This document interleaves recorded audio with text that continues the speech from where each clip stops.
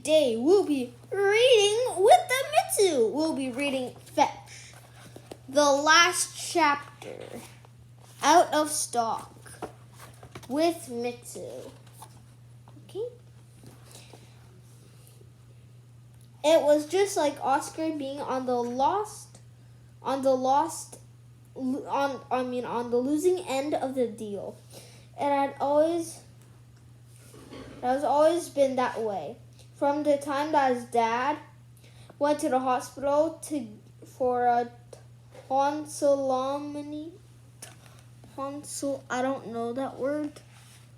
This word, tonsillotomy, I don't know.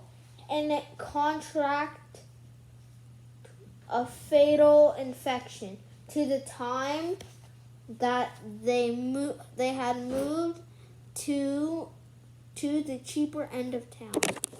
We gotta get a better look at Mitzu. Okay. Get a better look at Mitzu. There's where were we? Says then moved cheaper than town. To all the time Oscar had to help his mom at the Royal Oaks nursing home, while the rest of his friends spent their allowances at the mall. Oh, that's a better view. There's no surprise when Oscar had learned that the plush trap chaser, a light-activated chomping green rabbit, by far are Oscar's favorite character from the Freddy Fazbear world, will go on sale on the most ridiculous day at the most ridiculous time.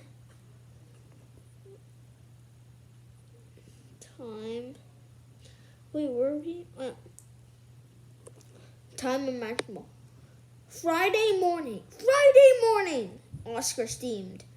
Man, you gotta get over it, said Raji, kicking the same stone down the hallway he has been torturing the entire way to school.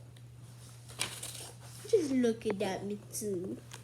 Just look at you, Mitzu. You're so cute. No one can possibly not watch. Is that right?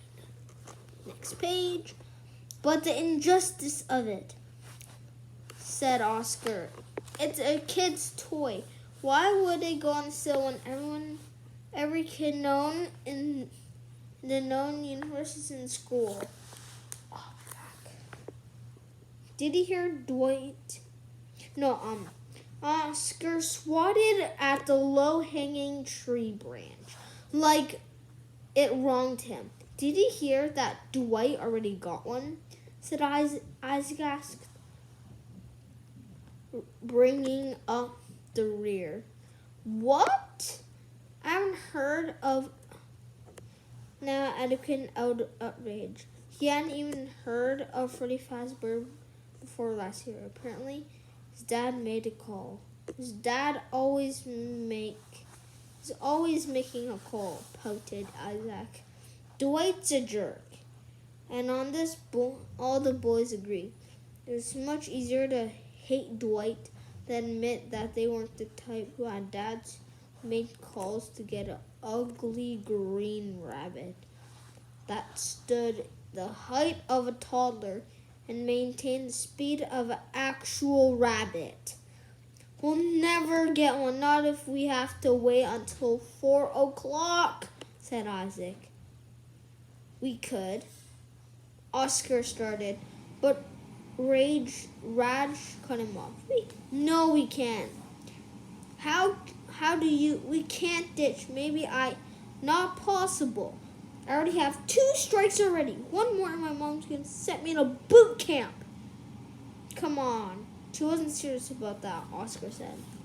You don't know my mom, said Raji. One time my mom talked back to her, and now my mom won't let her talk for a week. And she said by the 6th day she forgot how to talk at all. Okay. You can't. can't. Oh my gosh, Mitzi, you can't. We can't. We just can't help looking at you once in a while. Okay, where were we? You don't know my mom's. That didn't actually happen. Oh no, ask Abby. No, never mind.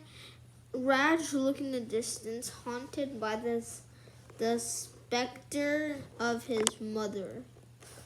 While Oscar turned to Isaac. Don't look at me. I have to walk Jordan home. He couldn't argue with that. Even his little brother go. Jordan was okay. And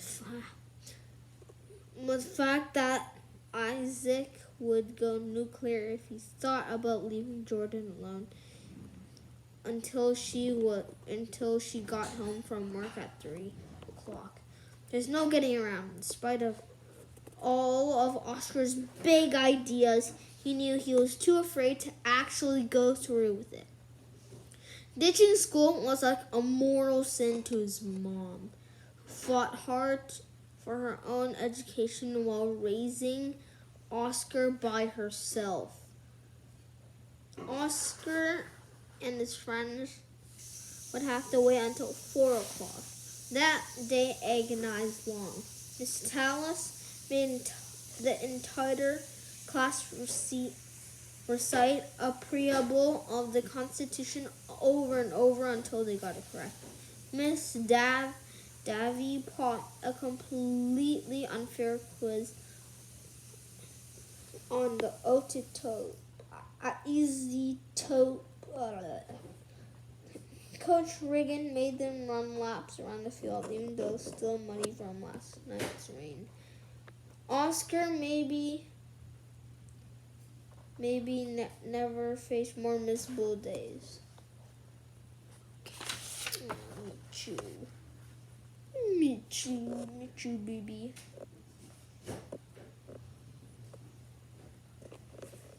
Mitzu, you're so adorable.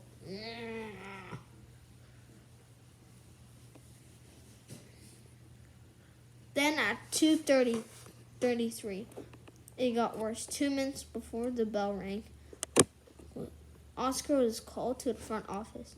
Now, his geometry teacher shrugged helplessly to bait Oscar out, despite us being Oscar's favorite teacher. Sorry, Mr. Avidilla. No one has ever said more years was cruelty free. He turned to Raj and Isaac. In the only class they've ever shared since they met the playground in 3rd grade. Mustering all his strength, he tried not to choke on sacrificial offer. Wait for me until 3:30. If I'm not back, then the whole class sat in witness. Then go without me. So scooped up his notebook and one glance at Miss Enriquez. It's your mom, he muttered, patting Oscar firmly on the shoulder. Miss Enriquez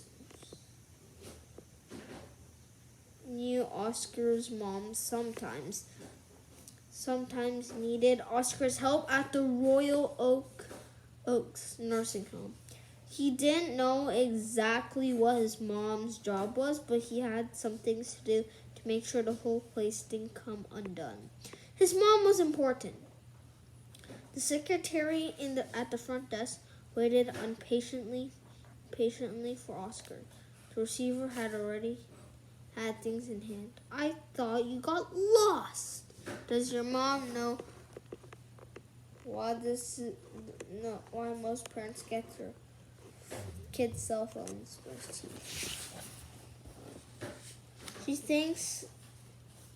She thinks she just likes hearing your voice on the regular.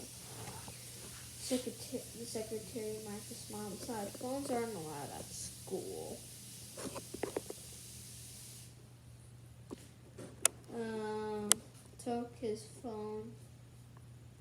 Took the phone from his hand fast. Because she looked like she was about to smack him with it. L.M. Devers. Oh man, Mitzu's going away. Anyways, that's it for today's video. I will continue later, okay? Bye.